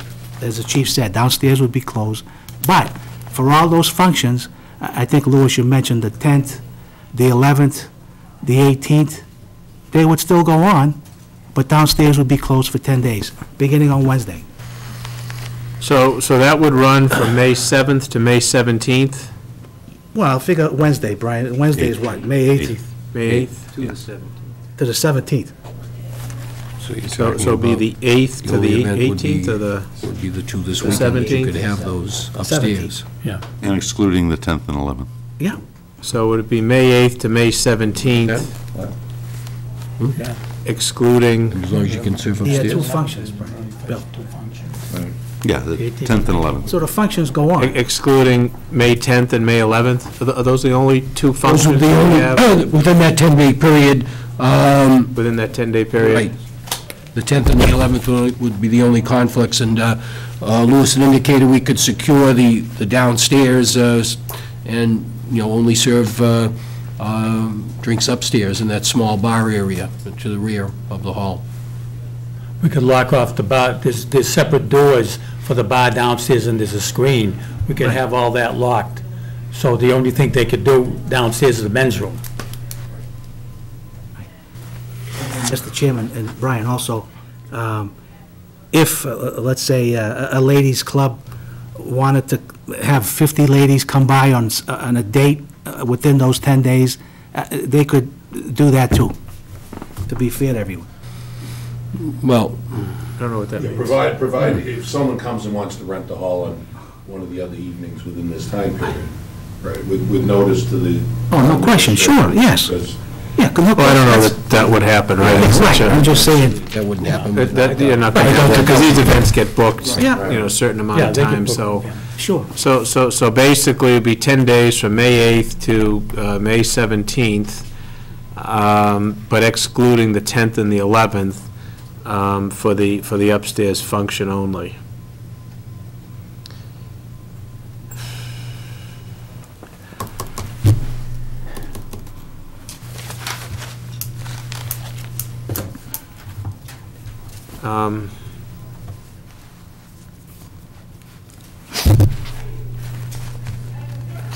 Well, All right, you want to, if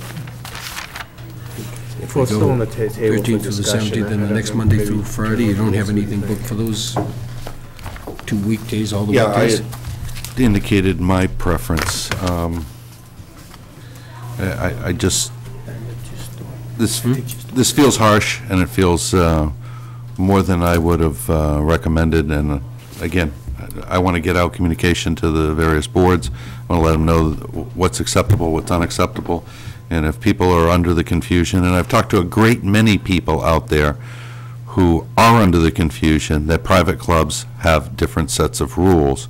They don't, but there's a lot of good people out there with a different opinion about that and a lack of understanding. So I just am not in favor of any sanction at this time, and I want to have the board write letters to the private clubs to let them know that what their obligations are and remind them. So that's where I am. So we're in a broad spectrum here of opinions. So you're not in favor of Any sanction, any sanction? a warning.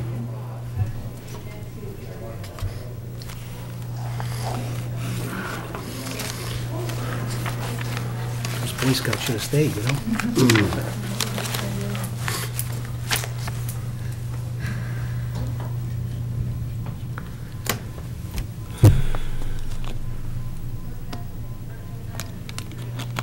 You want to look for a different motion? You've seconded for the purposes of discussion. Let's see if there can be an adjustment to that motion. I'd amend the motion to take it under advisement. Okay. Is there a second for that amendment? No. I would prefer to deal with it now as well.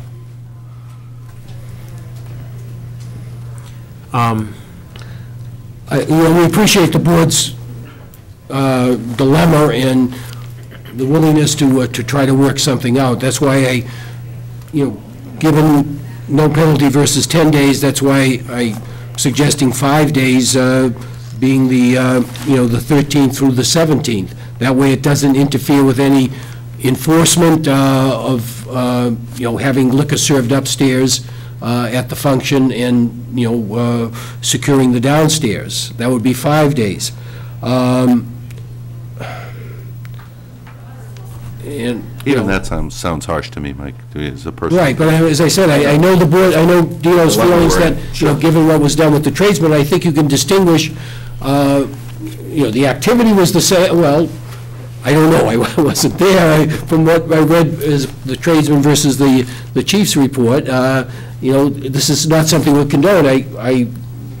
I just took a look at the warrant, and you've got the adult entertainment bylaw that you're proposing, the selectmen are proposing that to our town meeting. So I know how the board feels about this type of entertainment. The club knows that also. And certainly, the members and their families are embarrassed by this, to be receiving all this adverse publicity for all that they've done within the community. That's why I'm suggesting that the two extremes here, if we could just have 5 days, and that's not going to interfere with any of the proposed or the functions that have already been booked. Well, I would move to amend the motion to 5 days from 5/13 to 5/17. 5/13 to the 17th. Is there a second for that amendment? Not from me, Mr. Chairman. Okay, you want to go back to your, well, we I've run out of amendments. Run out of amendments. So now We only have 2 minutes at one time, I think. There's either a second for this original motion, This hasn't happened in a while. or, I already did that. I seconded for discussion. right? So I think I think there are a lot of motions consistencies, on the table. and I think we've, trying to do what's right. Also, we protect the people who have engaged in whatever type of party affair. I think we've taken care of that. And, you know, I've spoken to a lot of people in my family and friends who go to Hoboken all the time, and they said, hey, we've got to take the punishment. We know it's happened. We know what happened. Wasn't anybody's fault, but it happened. Same type of situation. So, you know, take it or leave it. That's what some people feel, and I'm sure there'll be some people who are upset. But that's our job, and I think we have to, you know, feel comfortable with what we're doing. And, I mean, to me, it's the same thing. You had girls there, and you had girls here, and I know that a few different situations, the manager and all that stuff, weren't there and all that, but, you know, people knew about it, and we've been talking about this for a long time.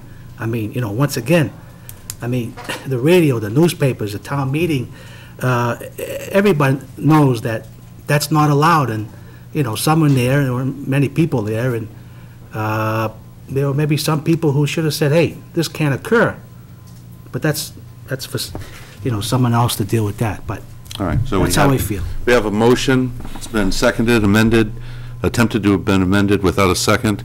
There's been an attempt to make an amendment that took under advisement. That wasn't seconded. So there isn't a decision by this board here this evening, unless the members have a different motion that they'd like to have. No, there's a motion on the table now that we need to vote on. Okay, so all those in favor of Well, let me, suspending? if I can just say before you call for that vote, you know, to me, it's a little bit, you know, harsher than I would like, but at the same time, I don't see doing nothing as an alternative. I mean, there's no question about that. So given the situation, I think the compromise in the sense that, you know, the 10th and the 11th allows things to occur, I can support that as opposed to supporting nothing. Okay, so there's a second for the motion for 10 days, beginning on the 8th, ending on the 17th, and excluding the events already booked for the 10th and the 11th. Is that summarized? That's my understanding of it. Okay. Yes. For the upstairs. Yes. All right. All those in favor? I vote opposed. So that's the decision by the board. Thank you. Thank you. Thank you. Okay. Next item on the agenda is the town administrator's report. Thanks, Lou. Thanks, Dick. Thanks, guys. Thank you, Mr. Chairman. Briefly, the town hall windows, unfortunately, we learned from the architect, Max Farrow, that the state architect would not permit the town to replace the windows, as they feel new windows would not be as historic as the old ones. This means we're going to have to remanufacture the windows, so we've canceled the bid, and we'll have to rebid the project. I'm informed by our architect that the remanufactured windows will likely give us better quality, as the quality of the existing wood is better than what I guess is available today. To be safe, I'm going to set up a meeting with the architect. I want to get him here to look at the windows and get a sound, solid, concrete proposal so that we can go forward. And that's the status there. We did have a second financial team meeting with all the appropriate town officials, town treasurer, town accountant, town council, chairman of the Board of Selectmen, chairman of the Finance Committee, and the financial analyst, and myself. And again, we are all in agreement as to funding sources for the May 20 town meeting articles. Two quick updates. As you know, I think the Water Street and Route 140 traffic signals are now fully operational. The Birch Street traffic work has been completed. A sewer line in Maine for the new assisted living facility was completed on May 2nd. Chapter 90 funding for local road improvements. The Senate passed a bill appropriating $300 million in Chapter 90 funding for road improvements during fiscal year 2014. So this is an increase of $100 million from the fiscal year 2013. The House has already passed a similar bill with a similar increase. If passed into law and signed, this will represent an increase for Milford of a little over $407,000. And finally, all budgets under the jurisdiction of the Board of Selectmen are on target for fiscal year 2013, except as prior noted. That's all I have, Mr. Chairman. Thank you. All right, any questions or comments for the town administrator? No, Mr. Chairman. Brian? Just one, I know you came in on the middle of it, Rick, but, you know, what does Max think that this change in the windows is going to impact in terms of the bid prices? That's the million-dollar question. If there is no asbestos and if there is no lead paint, because when you remanufacture, you have to now test for those things, then we should be at with the proper bid price or less if we remanufacture. That's why I want to get him here, because in order to do a proper bid, we need to make sure of those two issues. So maybe I don't understand, what are we talking about remanufacture then? Remanufacturers, they actually come in, take the windows, they do them a section at a time, take them back to the shop. It's like cabinets, if you could make the analogy. Okay. So they remanufacture it, take it back, and then install it. Okay, that's not, okay. I've read some articles that this is now the way most historic town buildings are going. Okay. And I have some articles that I can share with the board that I just received. But I'm a little unsure, so I want to get him here to see exactly what. So these new windows, are they going to be like a double pane? They still will be double pane, double quality, but they're not. You're remanufacturing the existing windows. These are single. But These are single upstairs. Are all of them single? Is anything double? I never saw it. Yeah. Any double. Yeah. No, these will be, I'm told, double pane, double glazed. Okay. Quality windows. But the question I have, though, is price. Price. Okay. Not quality. Okay. Yeah, no, thanks. Thank you. You all set? Yeah, thank you. That was the same question I had. Do you have information on the funding sources for? Yes, I believe town meeting appropriated $480,000 at town meeting. And the estimates we originally had were around $393,000. So there is some room to play, but. I'm sorry, I had switched gears on you and didn't let you know. The funding sources that the financial team came up with to fund the town. Oh, I'm sorry, I don't have. Is that a list you can get to us? Absolutely, yeah. In the next day? Yes. Okay, good. Absolutely. All right. All right.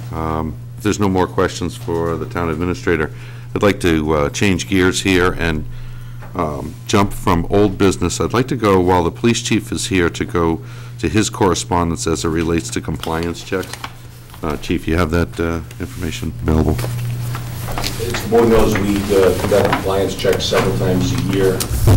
We advertise the fact that we're doing it, before doing so.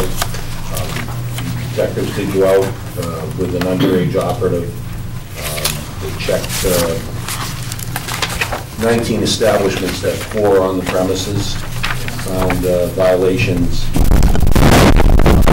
premises. One was TGI Friday, the other one was Legend Sports Bar at the Doubletree Hotel. After that, the compliance checks the following weekend, they focused on the package stores. And they checked 16 establishments, and they found violations at the Milford Package Store on Main Street and Peters Market on Purchase Street. And then the last correspondence in this same regard that I sent to the board involves Peters Market again, and that is after the compliance check by about a week. We received a call for an intoxicated person leaving the premises. He, in fact, fell down at the doorway to his van. He was able to get back up and enter the van. Officer David Falvey intercepted that vehicle as it was operating on School Street. He stopped it right here at Main and Pine Street, and placed the operator under arrest. They did a field sobriety with a breath analyzer, and he was a .20. When they brought him into the station, again on the breathalyzer, the state system, he registered 2.0 as well, which is 2.5 times the legal limit.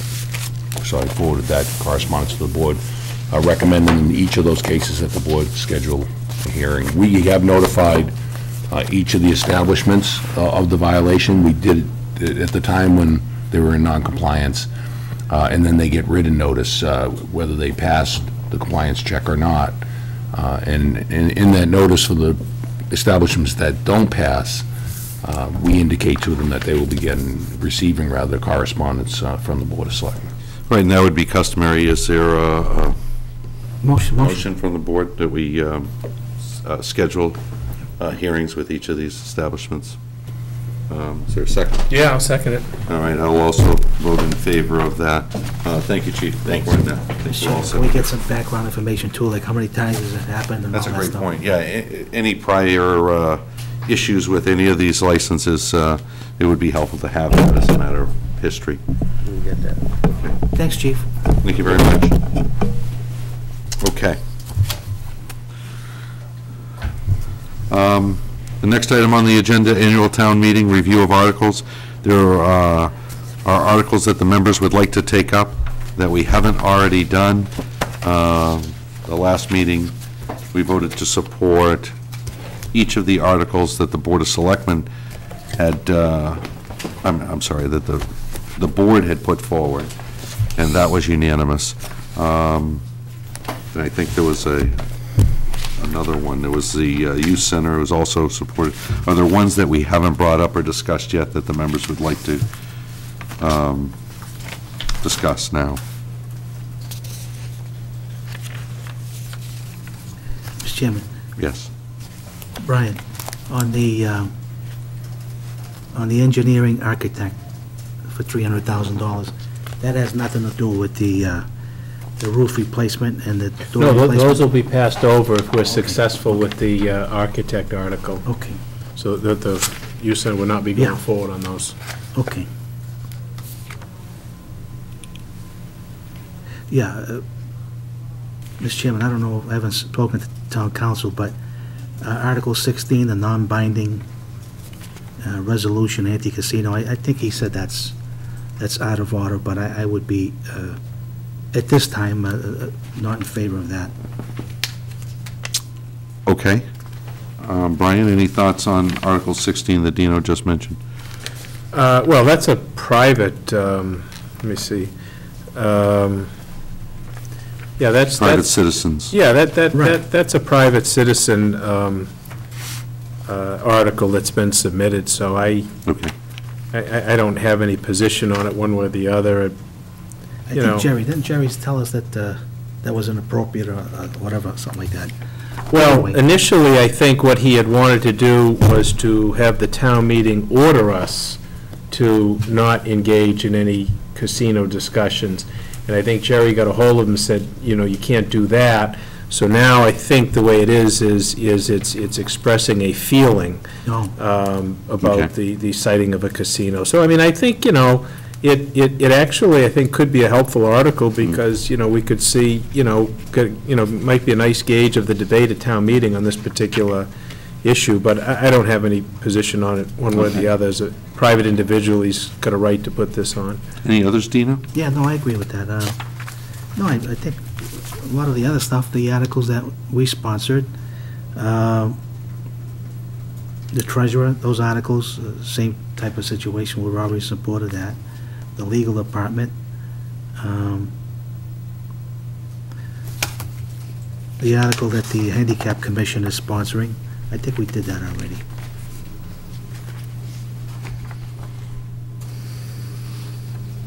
And I think that would cover all of them, unless I missed one. I don't know if I missed one.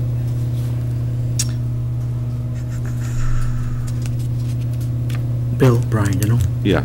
Brian, any thoughts? We may look at this from the opposite end, which ones we leave out. What do you mean? We'd leave out and not take a position on. Oh, I mean, Sounds like, Yeah, I mean, I'm fine with what's done already, you know, in Yeah, terms of the okay. vote. There's All right. nothing else that jumps out at me that I All feel right. that we need to. We need to put a stake in the ground.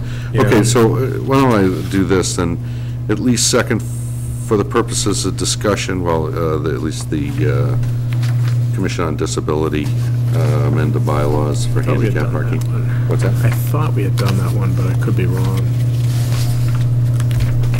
I don't remember that. Yeah, we did do that. Did we? Good. That's on that Okay. number All right. 11. All right, Yeah. so that's already covered. So I think we're in pretty good shape. Yep. All right? And then you'll have time to work with, we'll sign the articles, you know? Yes. At your convenience, All right. hopefully before the 20th. The 19th, and then the 19th. No, you guys were always good about assigning them, so. Look fair, look balanced, so. Okay. Next, we'll go to Town Administrator regarding the Senior Center Director and the interviews and timeline.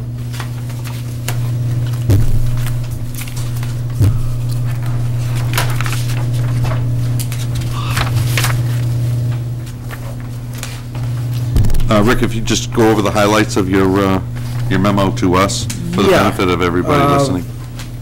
Again, advertise in the Beacon by May 20th, advertise in the Milford Town Crier on May 24th. We can also advertise on the town website, the MMA website.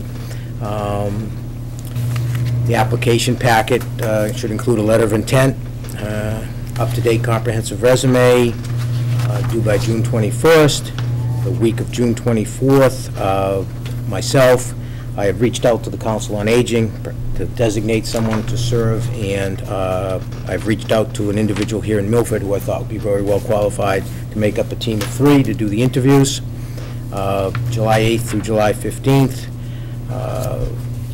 Conduct the interviews, and again, if the board wants to go quicker, we could certainly move up the recommendation from July 22nd to an earlier date, if the board sees fit.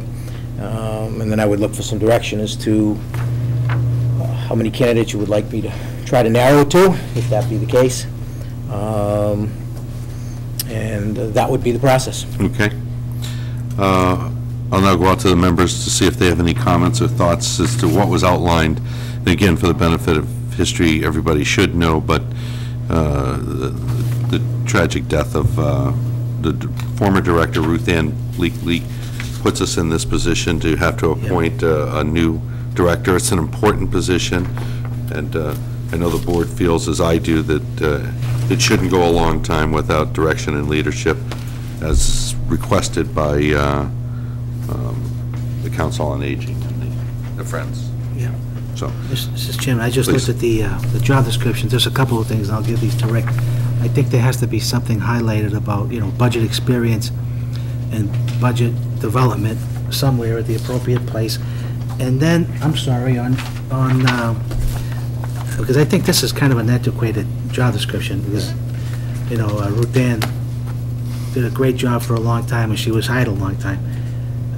But on the fiscal requirements, that's against the, you know, the ADA, that has to be, I took that paragraph out, and, but the only changes I had was to eliminate that, because if anyone, you know, you can't say use of fingers and hands and all that if someone doesn't have the use of. right. There are accommodations and whatnot. Okay. And just the budgeting experience and budget development, that's all. Okay. Thank you. Brian, any other thoughts or comments? Just on the timeline, I'd like to have everyone consider maybe jumping it up at least a meeting. So when you look at the timeline numbers 3 and 4, I would suggest consolidating that. So from June 24th to July 5th, there would be a review of applications and interviews with a recommendation to this board on July 8th. Just seems as though it goes a little bit longer than it really needs to, and I think if we can get somebody in there sooner rather than later, they can make preparations in the summertime to get ready for the fall. So if I have this right, you're looking to conclude the interviews by July 8th? Conclude the interviews by July 5th with a recommendation to us at our July 8th meeting as opposed to the July 22nd meeting. So it's basically a consolidation of numbers 3 and 4. Okay. So, I mean, I don't know, Rick, do you think that's doable, or? Oh, no, I think that would be doable. Yeah. That would be fine. Okay. And is there a preference by this board as to the number of candidates you would like to see recommended to go forward? Or are you looking for one? Dino? Well, the town engineer's position worked out well. I would leave it up to the committee, in my opinion. Either one, if everybody's strongly in favor, or if not, give us 2 or 3 names. Okay. Brian? Yeah, I think that's fine. That's kind of the direction that we had given on the town engineer. I think we had asked for at least 2. But Lou, when he came back, he said, look, you know, everyone involved really agrees that this individual is head and shoulders above everyone, and, you know, that made a lot of sense. So I think giving that flexibility is probably the best at this point, and then Rick can get, you know, update us, say, look, you know, I think this one's the one, or there's 2 or 3 I really can't decide. Okay. Okay. All right. So you have enough guidance there in the process? Absolutely. Okay. And the time frame? Yes. Okay. Next item on the agenda is new business. I'm sorry, before I jump to new business, is there any old business from the members of the board? Dino? No, Mr. Chairman. Brian? I have one item. I don't know if it's old or new. I guess it's old. I received an email from Don McElman wanted to know whether I was aware that 4 wreaths are still hanging on the lamppost on Main Street near the music store. I think I drive by it every day, and no, I was not aware. So I told him I would bring it up tonight, thanked him very much for the information, and maybe we can get someone to get the wreaths down. Okay. Actually, Mr. Buckley brought that to my attention via an email just yesterday. Okay, so Don must have given you the same They will be Okay. coming down. I guess they were not taken down at the time because of the winter, and they couldn't access them, and I think they were just forgotten about, so Okay. they will be taken care of. Yeah. John Erickson was out there today. I thought you went up there and just got them yourself. Yeah, except for I get dizzy wearing thick socks, so there's no way I'm getting up. It will be taken care Fear of. of heights. I didn't even notice them. Yeah, me either. No, I can see how it's easy to happen with so many decorations. It's good that they do them. It's good that they put them up. So next item, I'm sorry, Brian, did you have anything? No, that's it. Okay. Thank you. Next item on the agenda is for the board to consider Greenleaf Garden Club's got a request to hold a plant sale Motion, Mr. at Chairman. Louisa Lake, and the request is from Margaret Knowlton. I'll second that. And it's for May 18th from 8 a.m. for those that like to participate, 8 a.m. to 12 noon. That's unanimous. Next, we have an application for a one-day alcohol license from St. Mary's of Assumption organization. Contact person is Maria Valencia. Motion, Mr. Chairman. Seconded. All right, and that's for May 11th, 6 p.m. to midnight. Next item on the agenda is I'm sorry, could you pronounce that, because it's a little scribbled. Just say cultural Portuguesa. The Cultural Portuguesa from Bear Hill, also the same contact person, June 1st, 5 p.m. to midnight at the Parish Hall of St. Motion, Mary's. Mr. Chairman. Seconded. That's unanimous. Let's see, we also have a request for permission, I guess it's permission to obstruct for the purposes here, although it's not on an app, for Portuguese community with the parishioners of St. Mary's requesting a celebration planned for Our Lady of Fatima, patroness of Portugal, Motion, Sunday, Mr. May 12th, 2013, and the map is provided for our benefit. So And I think they always check with the police chief, too, on that. Right. Yeah, I'll second that. All right, that's unanimous. Next item under new business is from PINS, and it's a request to host 2 school-sponsored after-prom parties this year. One is for Milford High School after-prom, May 24th, and the other is for June 7th, 2013, Douglas After School, and it's a modification or extension for the existing common vitular for these 2 events. Motion, Mr. Chairman. Seconded. That's unanimous.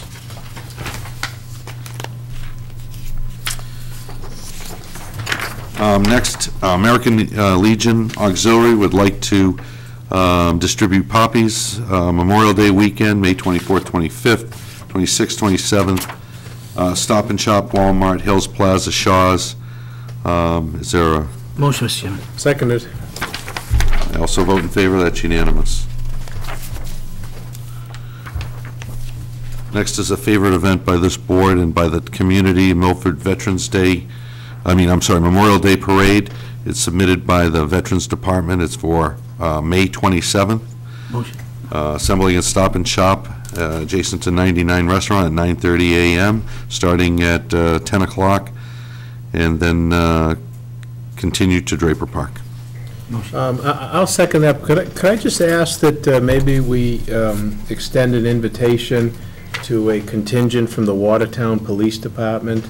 I know that they participated in a parade, and I think it's something that people can relate to and feel very strongly about.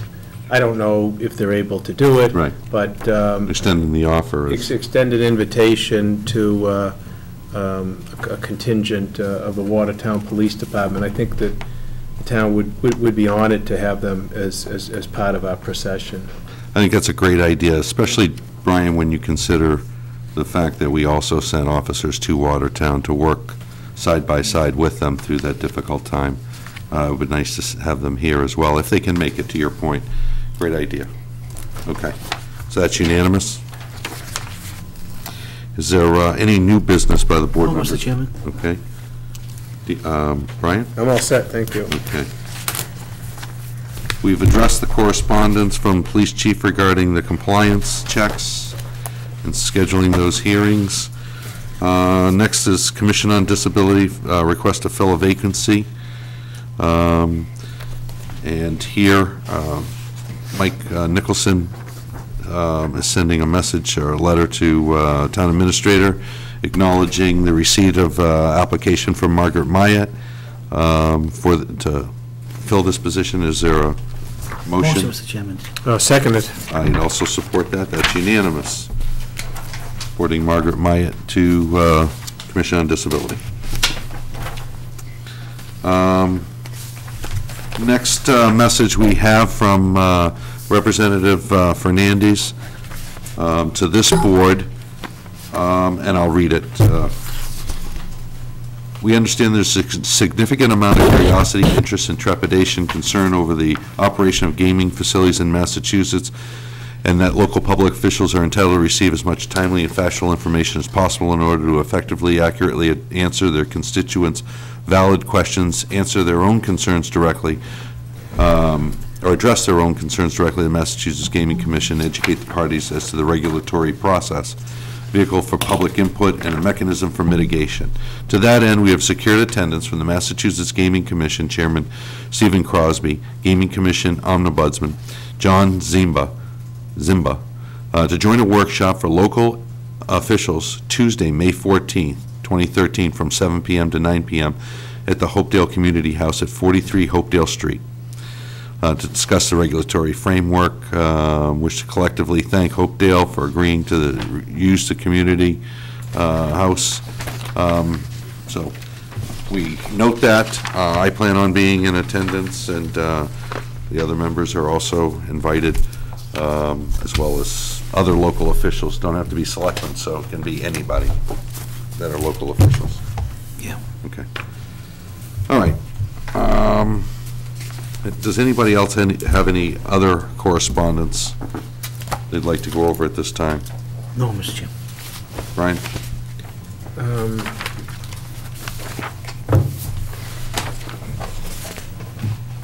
I assume that the first two memos, the Earth Day tire reclamation, was that sent on to the Board of Health?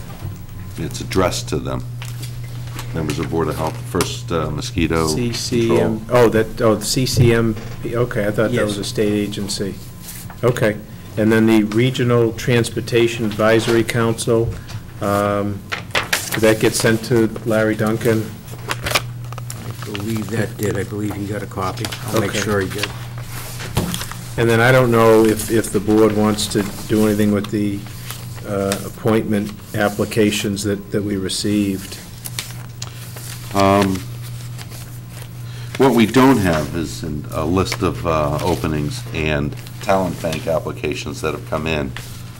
That would be helpful, because some of these are less specific than the last appointment we just made, and folks looking to get involved in the community, and that's a great idea. But we got to look at the, I can get that for you.